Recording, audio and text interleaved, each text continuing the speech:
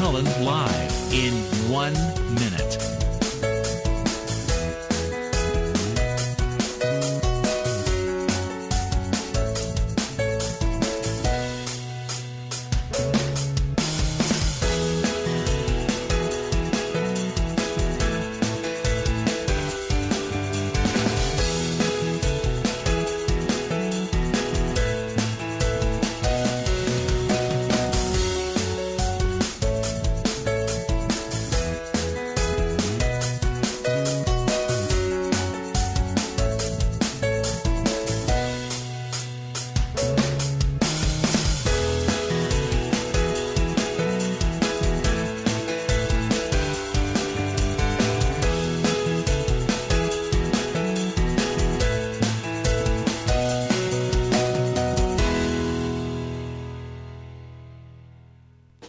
Welcome to Lynn Cullen Live at pghcitypaper.com. Email your questions and comments to Lynn at pghcitypaper.com. Hello there. Hello there. Good morning. Welcome. Welcome to another beautiful Monday in Pittsburgh, Pennsylvania. It's April 9th.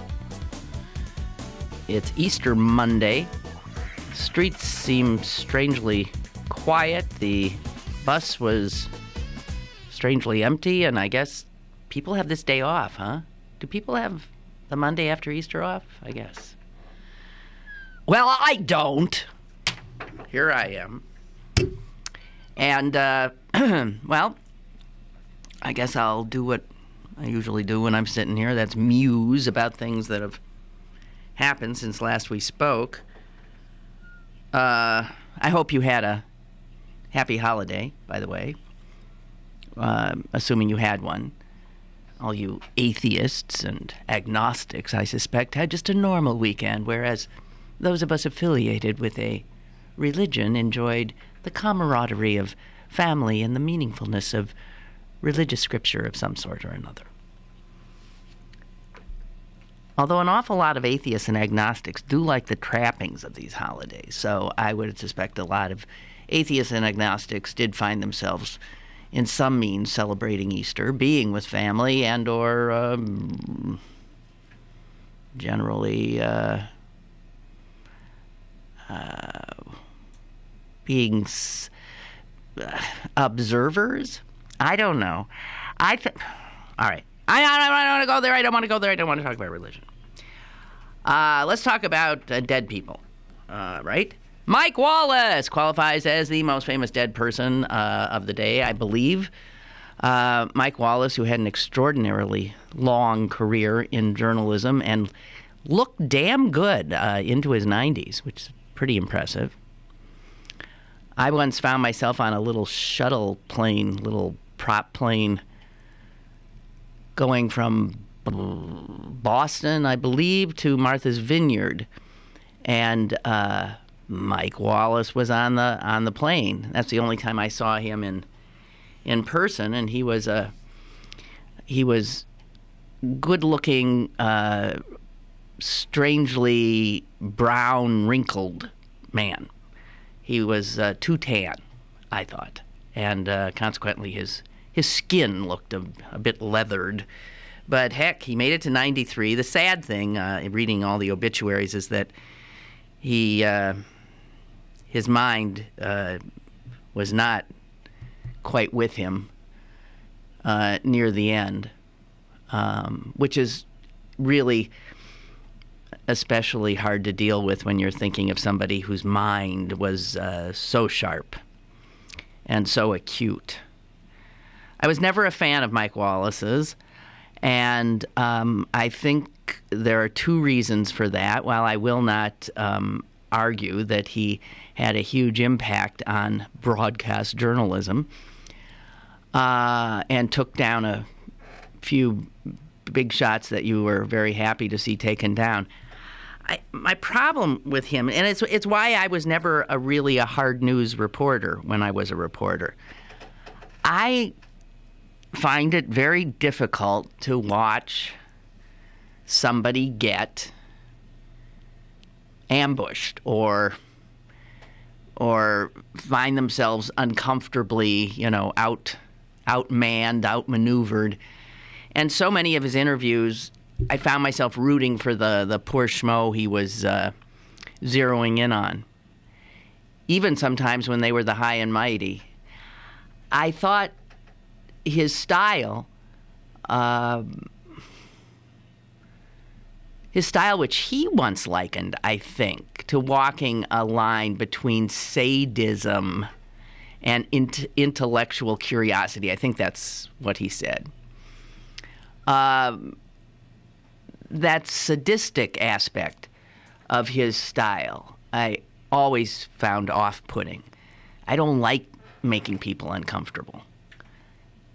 If someone who I am with is uncomfortable, then I'm uncomfortable. So I don't like it. And it's one of the reasons, because I was never willing to ask the hard questions. It's one of the reasons I chose not to be a hard news reporter, never was. Well, I mean, a few times I was, but generally speaking, no. I said, give me the human interest stories, because I don't want to be in the position of making someone squirm. I just don't like it. It's sort of ironic, I guess, that I ended up doing, ultimately in my career, a job that a lot of people think of as confrontational and argumentative, but it doesn't feel like that to me, somehow. I don't know. And I guess because I'm just sitting here by myself talking, so it doesn't feel like that to me. But I found it hard to watch his interviews, and I also, because I sensed his narcissism, his ego, his doing his thing, and the unabashed sort of swagger of. There was a macho-ness to him that put me off, and it was part of that sadistic aspect of his. I don't like people who do that. You know, I don't like Michael Moore for the same reason, that he engages in that kind of ambush journalism, often against people much less able to defend themselves, and in fact, not the big guys. You know, he'll take down a doorman, which I find reprehensible. He'll embarrass a beauty queen in some little Flint parade, and that was in Roger and Me, I think. When I saw that, I thought, I don't like you. You ain't playing fair here, buddy boy. And I've never been able to reverse my opinion. So even though a lot of folks on the left just adore the guy, I can't stomach him. What else about Mike Wallace? I also don't think he should be forgiven for saddling us with Chris Wallace, his son. Apparently they had a less than close relationship, although I think as older men they developed a relationship. But as father and son, I don't think there was one. Mike Wallace was not known as a great father and husband. He was on wife number 4 when he died, and somehow that fits the persona I perceived out there. So, I mean, if anybody has a more generous assessment of Mr. Wallace, feel free. Or if you want to agree with me, feel free as well. I am available at lynn@pghcitypaper.com, and or you can even call me, yes indeedy, at 412-316-3381. So, well, I'll tell you, so that the old boys at 60 Minutes, man, those guys were long-lived. They're dropping like flies now, though. So you have the Hewitt, who was the brains behind the operation. He's gone. They all made it into their 90s, though. Amazing. Hewitt, and then what's his name? Oh, I really couldn't stand Rooney. And Morley. Is Morley Safer dead or alive? Safer, I think, is dead too, isn't he? And, I'm forgetting somebody. I don't know. Hewitt, Rooney, Safer, and, well, Wallace. They're all gone. And I don't know. Have you seen Dan Rather yet lately? How's he looking? Okay. Leslie Stahl. Well, I don't even know who they're... I don't watch much anymore, so I don't even know who their current crop is. But the first guard, the old guard, has pretty much disappeared, I guess, now. Well, I have to tell you about this book I'm reading because it's just blowing me away. Well, I'm not reading it. I drove to Ann Arbor, Michigan for the weekend to spend Passover with my brother's family. And I took an audio book. And I know that's still very retro, right? I'm supposed to be on, I don't know. Went to the library. I got discs. It's 12-disc audio book. I don't know that I'd heard of it before, but it did say that it won the Pulitzer Prize in like 2004. So I thought to myself, well, that's clearly an indication that maybe it's good. So I picked it up. It's called The Known World. And I'm about halfway through it. And it's fascinating. It is a novel, but it's clearly based on historical fact. And it, at least as far as I've gotten, it spans about 1840 to, I don't know, up until the 1880s, 1890s maybe. And it is set in Georgia. And the picture it paints of the antebellum South, the South in the Civil War, of slavery, its impact on not only slaves but on slave owners, is simply fascinating. I ain't done with this book, but boy, do I recommend it. One of the things that it does, it's written by a black author whose name, of course, is escaping me. But one of the things it focuses on in the book is that before the Civil War in the South, there were, and we forget this, there were some free African Americans. The vast majority, of course, were slaves, but there's some who were not. Now, how they managed that also, in some respects, is told in this novel as well. How they would buy their own freedom. They would buy themselves, essentially. They would reimburse the person who owned them for their value. And then they would be given papers saying that they were free. Now, how would a slave get the money to buy himself? I guess that's where luck comes in that you would have to be owned.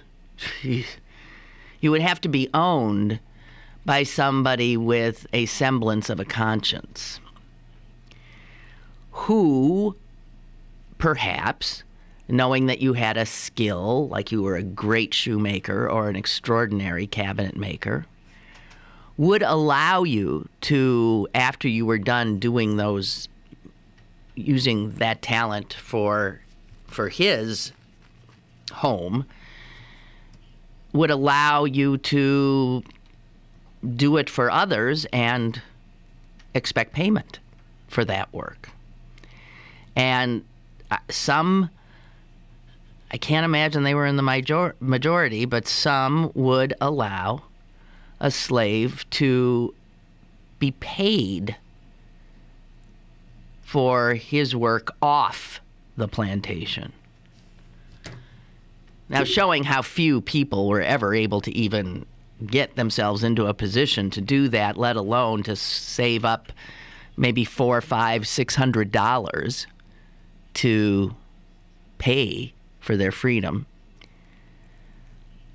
the author does employ the census information from a specific county that he focuses his story on, so that you hear about the 1840 census and then the 1850 census, which clearly counts how not only the people, but the people's property. So who was slave and who was free, how much property an individual owned. And in this county in 1840, there were 7 free black men and women. 7. But the mind-blowing thing is that some of them, not all, some of them owned slaves. Excuse me. So this is something that I knew nothing about. Reading about it in this novelized form where characters are fleshed out, but I think day-to-day reality is exquisitely portrayed, is just mind-boggling. It really is mind-boggling. That that isn't forever ago. That it was just a given that it was okay to literally own another human being and to consider that human being property. This in a time and a place that considered itself enlightened, civilized, Christian, God-fearing. Amazing.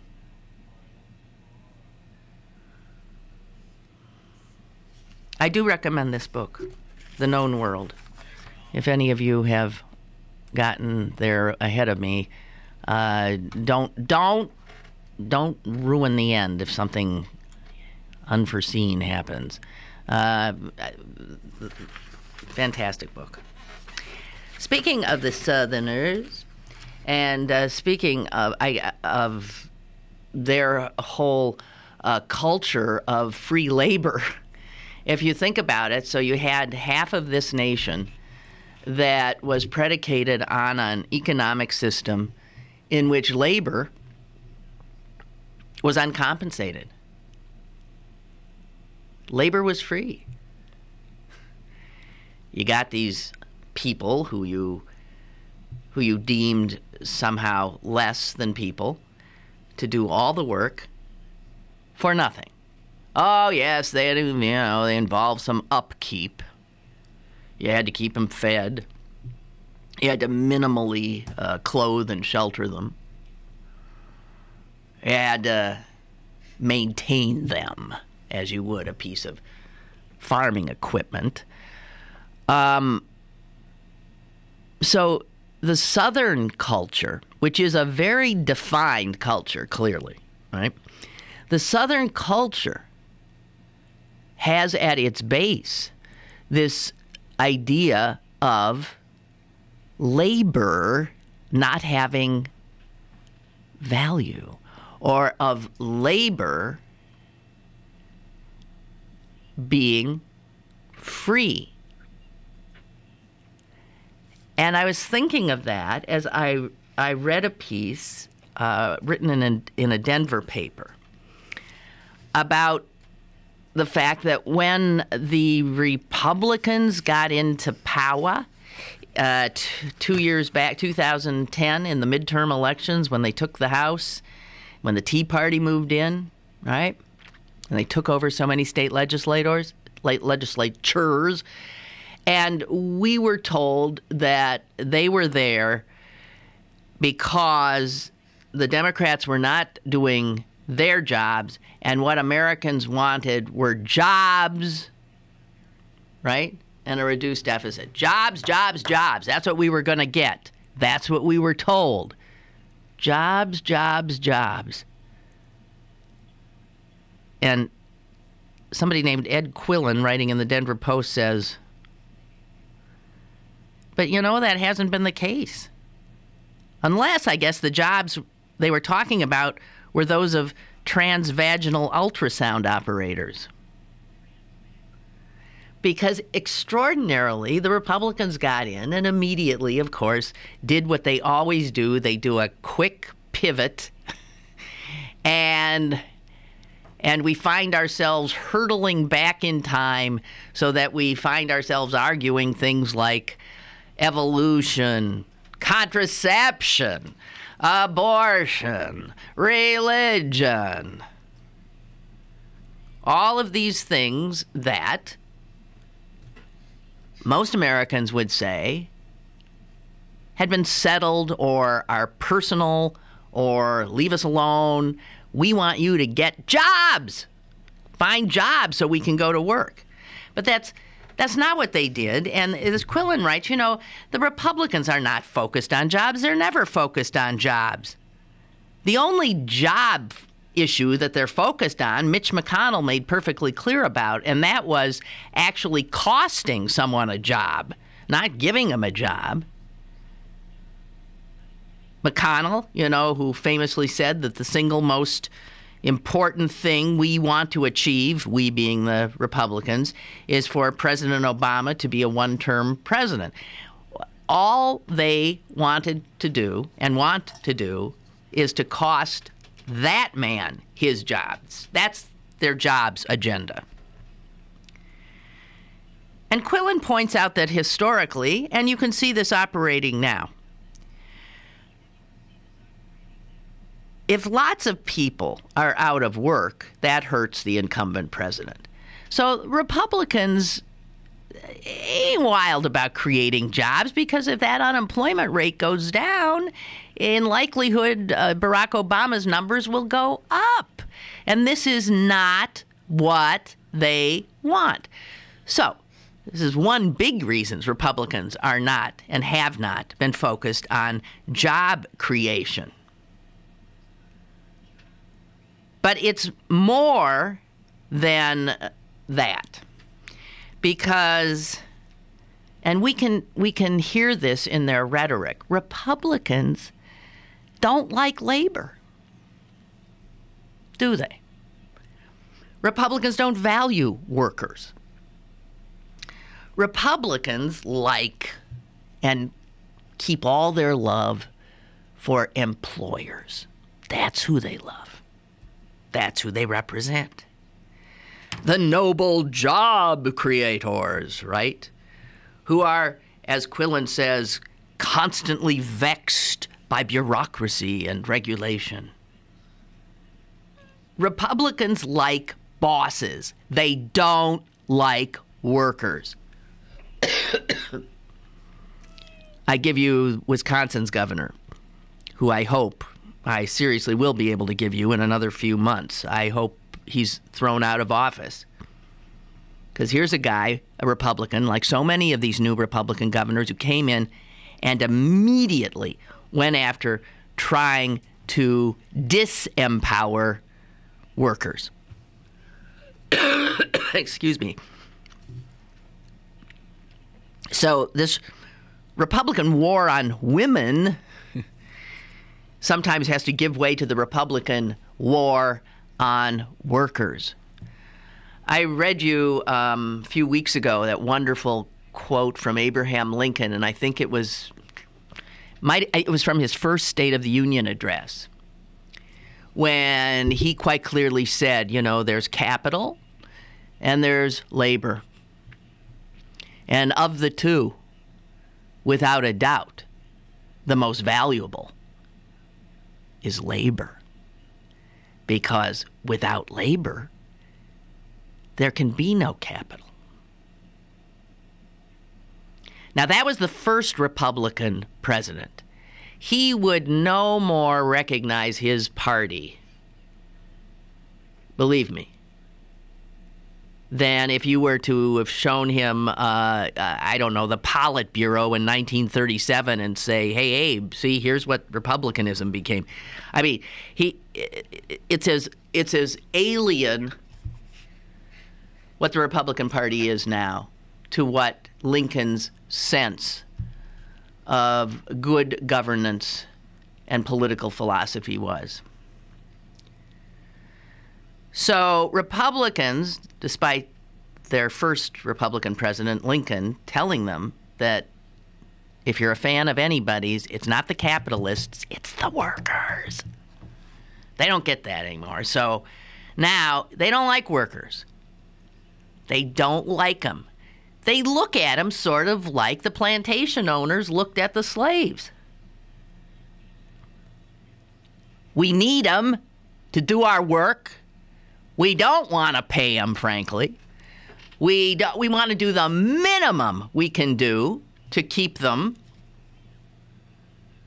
And we do not value their work. So it occurred to me, because I'm immersed in this book about slavery, and then thinking about the Republicans and how they so love the boss and have such disdain for the worker, how they want to constantly empower the already powerful, the bosses, the rich, the capitalists, and want to encumber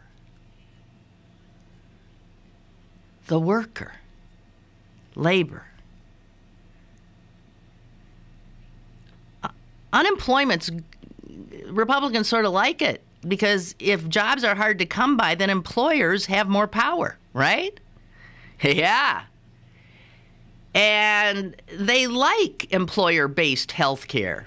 They don't want universal health care, because if employers control a person's access to health care, well, that makes employers again more powerful and makes it problematic for many unhappy workers to move away from their miserable existences, because they will be losing not just a job, but access to health care.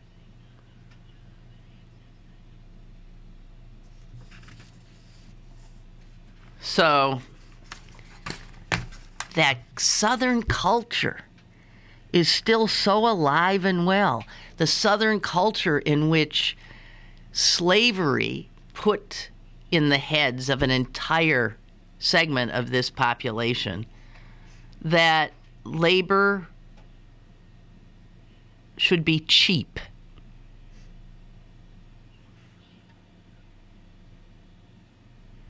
This Quillen's interesting opinion piece ends with a look at the Deep South. And he says this, and it's fascinating because, again, it ties right into the slavery. He says that the culture, and especially the way of looking at labor, has changed very little in 4 centuries, if you look at the South and also at Republicans.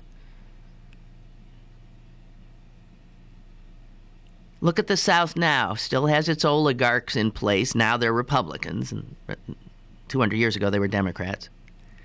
And what do they want more than anything? Well, they can't have their slaves, damn it. But in lieu of slavery, they can have a compliant, poorly educated, low-wage workforce, and ideally with as few labor, workplace safety, health care, and environmental regulations as possible. Does that not describe the Republican agenda? I've often said, why is it that Republicans seem to be attacking education? Well, because they want a poorly educated, easily manipulated, compliant workforce. You don't educate sheep. You don't teach sheep engineering. Right? Give them the basics and get them out in the field. And you don't want to hear a meh out of them. And perhaps you won't. So, it's weird. I mean, I've been immersed in this audio book about a whole other time and place. I'm in 1850s. I'm in Georgia. I'm in a slave shack. And then I think about the Republicans, 2012. And you know what? It's like there's no span of time in between those mindsets at all, practically. It's just a hop, a skip, and a little bit of a jump. The book is called The Known World. We know it. Well, let's get a break in here and we will return. Email your questions and comments to Lynn at pghcitypaper.com or call Lynn at 412-316-3381. Lynn Cullen Live will return in a moment. Pittsburgh City Paper is available now.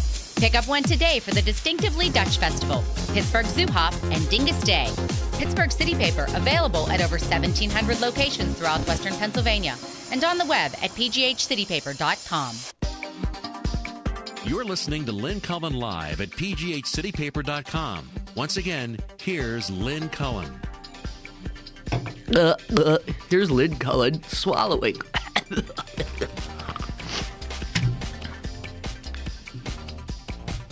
All right, so you know the Shakespearean quote, "Methinks she protests too much." Is it she, he, or you, or who, or whatever?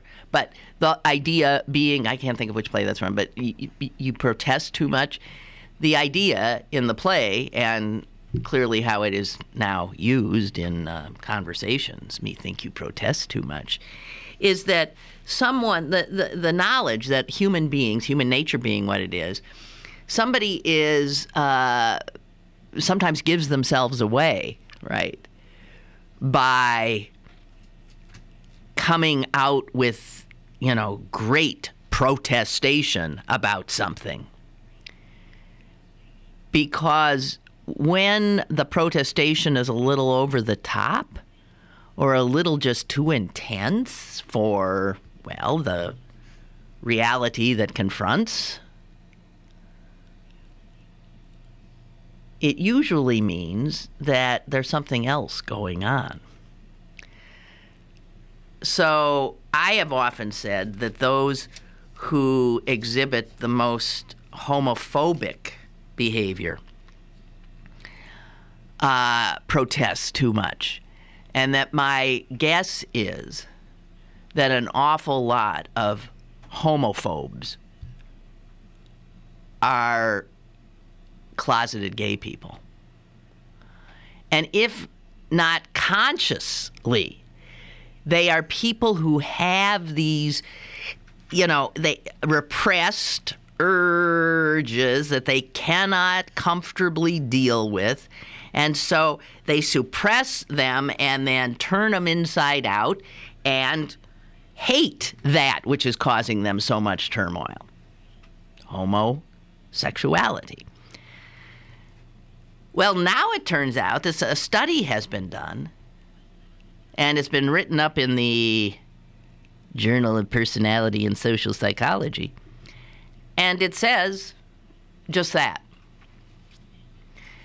intense hostility toward gay people may in fact be linked, they're not making a certainty, it appears with the subject matter that they dealt with, it appears it may be linked to a repressed attraction to the same sex. Well, so many of these studies that come out, where you say, duh, like, oh, and a $600 million study has shown that most men are attracted to women. Well, but in this case, yeah, they do see that subjects that had a great deal of repressed homosexual yearning were often the very people who expressed the most homophobic feeling.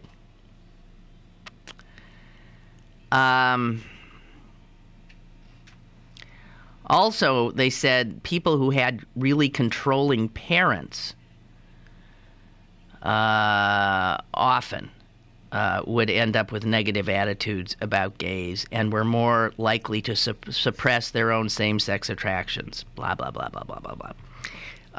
Of course, this study's already under attack by all kinds of people, and back and forth we'll go. But it seems like so obvious. It's why there are so few openly gay people, like in the Congress, right? Because, well, it's the belief is that voters aren't ready for out-and-out gay people, just in-your-face, I'm gay people. There and yet there is a woman in Wisconsin who is running. She's the Democratic nominee for the Senate. Tammy Baldwin is her name, and if she is elected in November, she will be the first openly gay senator in the United States.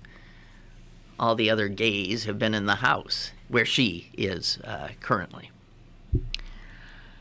But that's not what I intended to say. Come to think of it, I totally forgot what I intended to say. But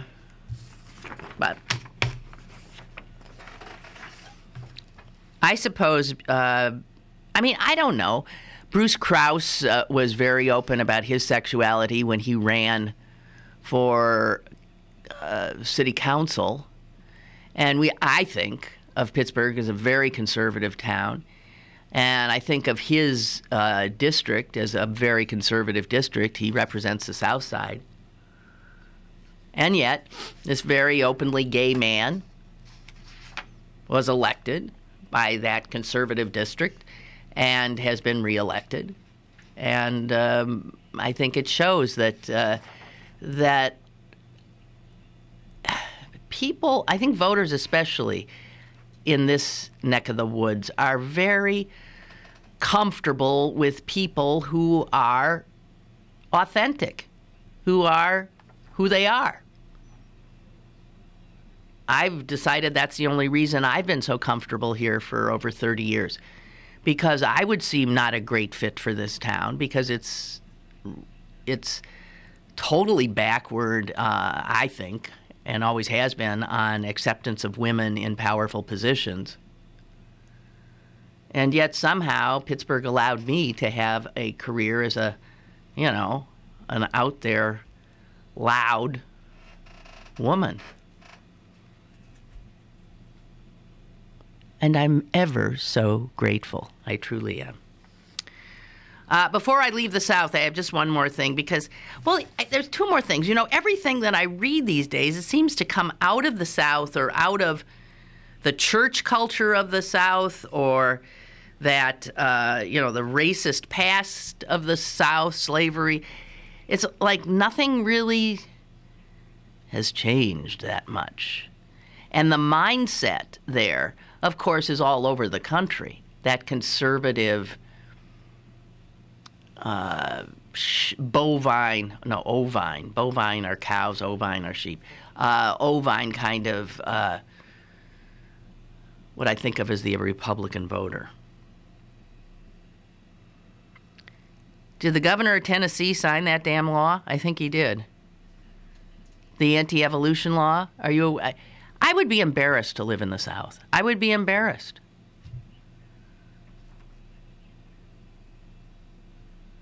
Tennessee. I think he signed it, and if he didn't, he intends to, which will allow any science teacher in Tennessee who does not agree with evolution to essentially ridicule it in science class. And it holds that science teacher, what a joke, huh? Holds that science teacher immune from any kind of discipline or Let's see. I'll give you the exact language. Neither the State Board of Education nor any school governing authority, no director of schools, nor school system administrator or public elementary or secondary school principal or administrator shall prohibit any teacher in this state from helping students understand, analyze, critique, and review the scientific strengths and scientific weaknesses of existing scientific theory. They've decided that that is a nice cover for if you want to teach creationism, go right ahead. Go right ahead. And the legal folks who've parsed the bill say that what it does is it will intimidate any school administrator from disciplining a teacher who preach whatever they want, whatever outlandish anything they want to their classrooms.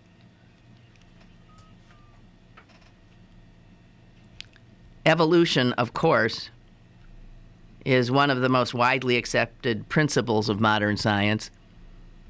And I think a lot of scientists would say it's really pretty much a core element in science education.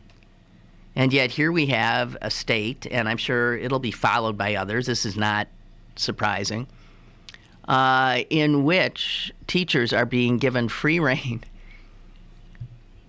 to inform their students of,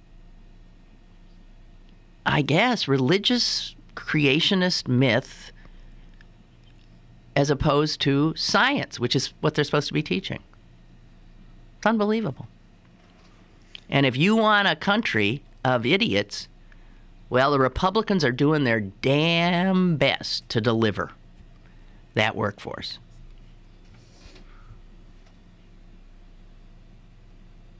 Somebody tweeted about this. Apparently, apes evolve faster than Tennessee legislators. I guess that might be true.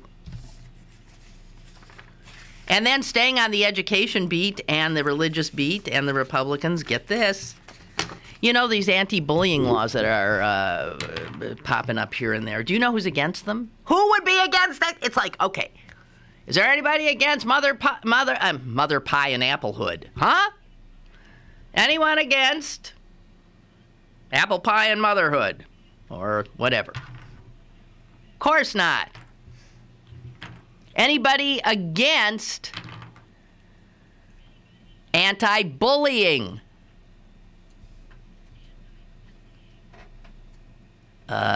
Yes. There are people against anti-bullying, which I guess the double negative then would say that there are people who are for bullying. Now, who would those people be? Certainly not Christians. Oh, that's exactly who they are. In fact, it's Focus on the Family, that right-wing Christian organization. Poor Jesus. I was going to say he's spinning in his grave, but I guess yesterday you found out that he isn't.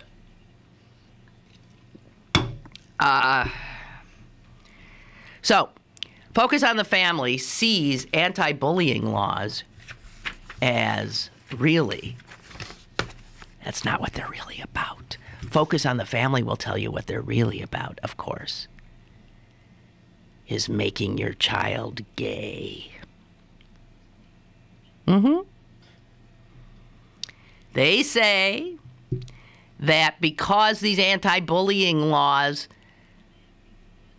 would target a bully who uses a gay slur on another kid in the school, that cannot be allowed because, well, I'll quote the the Christian minister here, the focus on the family. Really, they're just trying to teach elementary school kids about gay marriage and about accepting gays.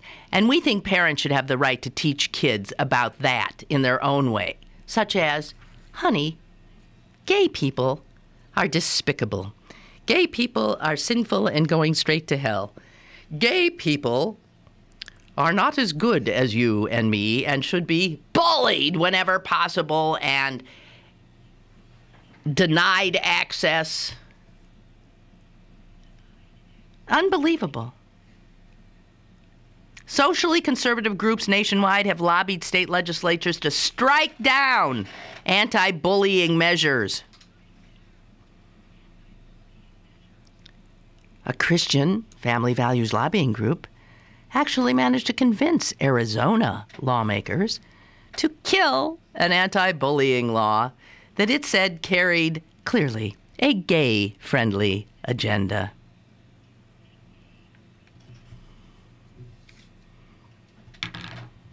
You can't make this stuff up. These are Christians. Yes. Other states have passed legislation that specifically protects religious bullies.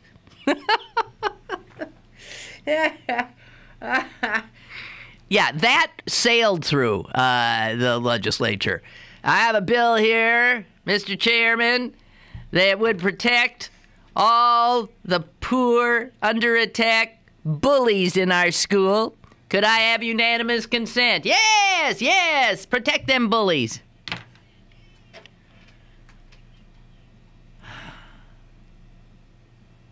Let's see. This passed in Tennessee again. Listen to this. Harassment, intimidation, or bullying prevention task forces, programs, and other initiatives, blah, blah, blah, shall not include materials or training that explicitly or implicitly promote a political agenda, that make the characteristics of the victim the focus, rather than the conduct of the person engaged in harassment. And I guess these programs also cannot teach or suggest that certain viewpoints are discriminatory. So, they see this as an infringement on their religious values. That's how they see them. And as for protecting poor little gay kids who are subjected to more bullying than straight kids, it's known, who commit suicide at an alarming rate compared to straight kids. So we wouldn't want in any way, of course, to protect these vulnerable children at the expense of Christian parents being able to teach their kids that gay people, including that little friend of yours over there, is going straight to hell. Dear Jesus, I'm taking a break.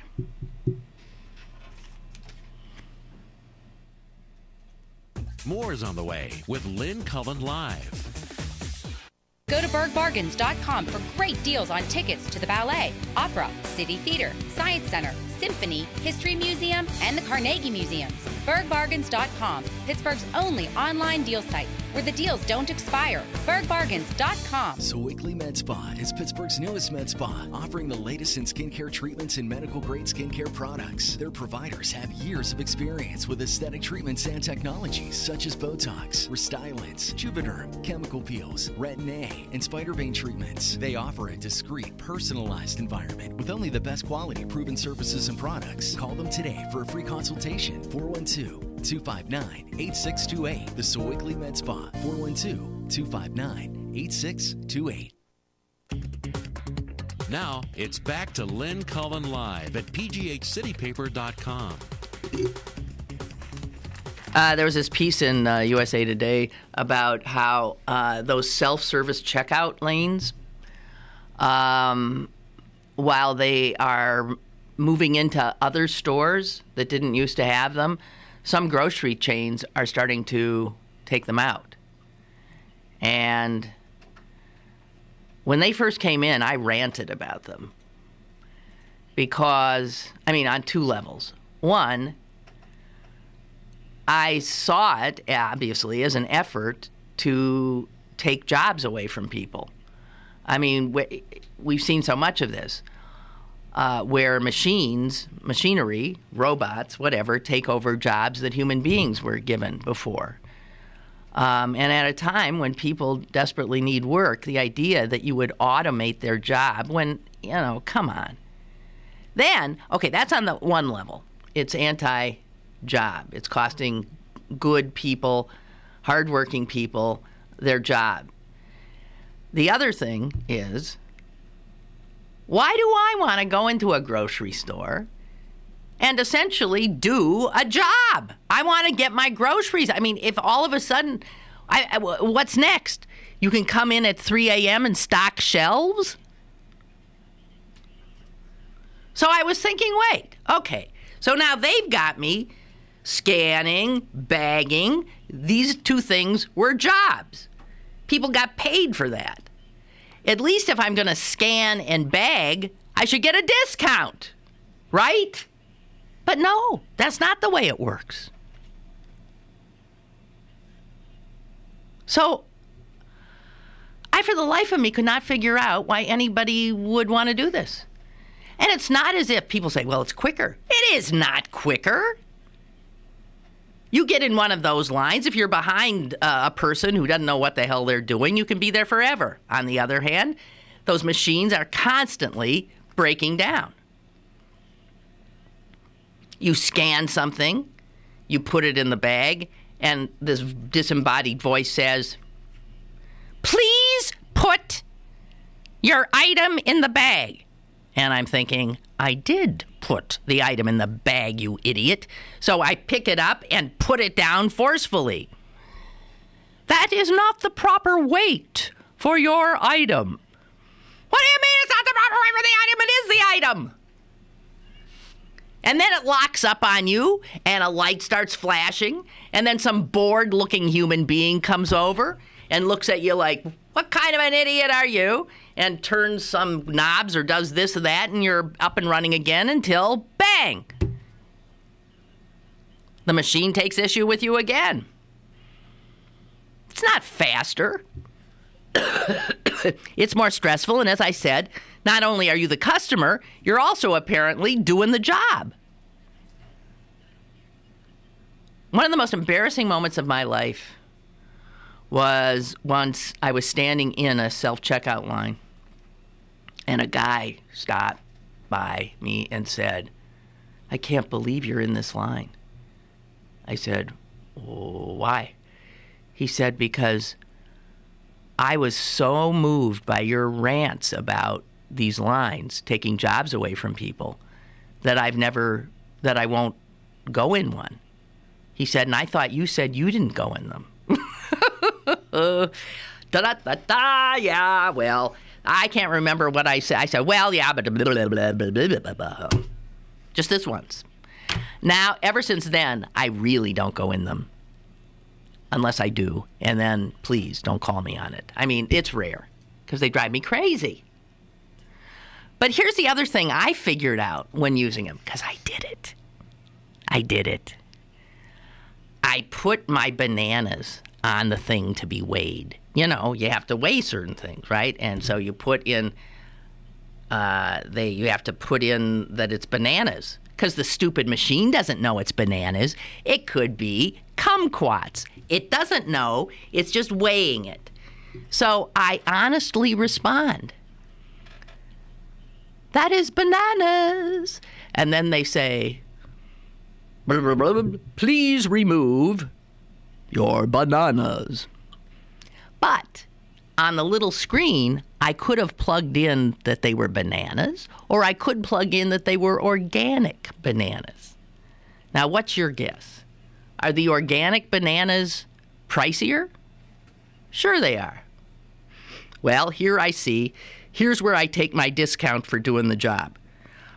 Even though I have organic bananas, I'm going to tell them I have regular bananas. So I shave a little bit off and rip them off, just a little bit, because they're ripping me off.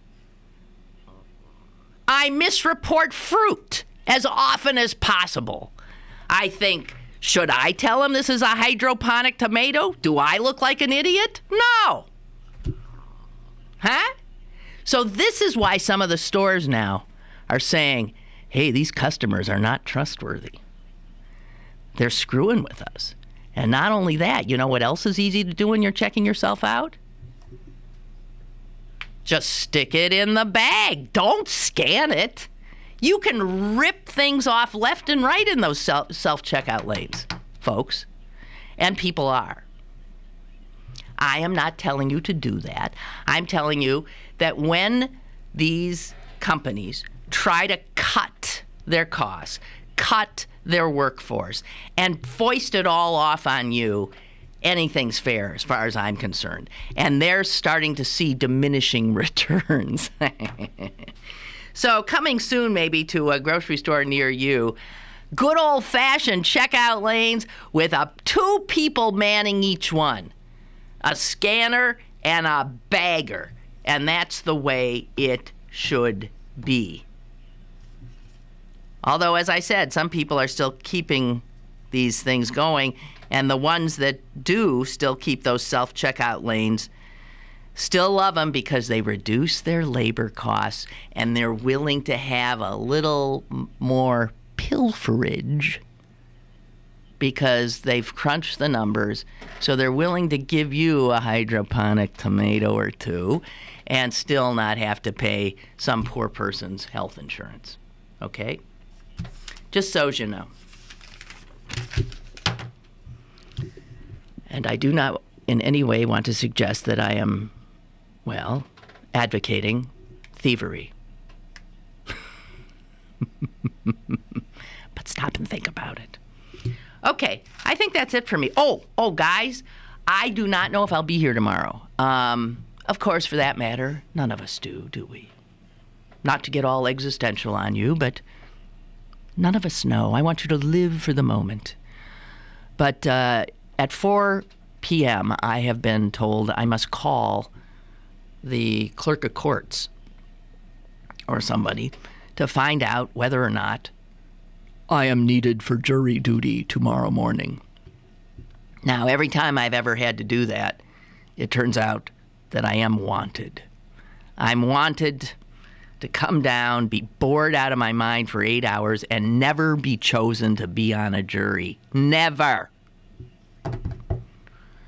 So I have a feeling that's what's going to happen to me tomorrow, but maybe I'll get lucky and I won't. So, tune me in, see if I'm there. If I'm not, a repeat of this less than dazzling program will probably greet you instead. So there's that measure of uncertainty as we head into tomorrow. But that's it. And I'm leaving just a few seconds early. But that's because, frankly, I have nothing left to say. Okay? I'm talked out.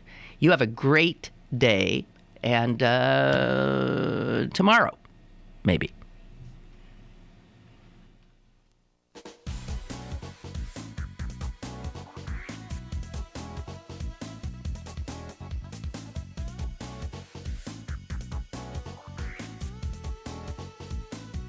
Lynn Cullen Live, Monday through Friday from 10 a.m. to 11 a.m. and archived at pghcitypaper.com. The opinions expressed on Lynn Cullen Live are those of the host and do not necessarily reflect the viewpoints of Pittsburgh City Paper, Steel City Media, and its advertisers.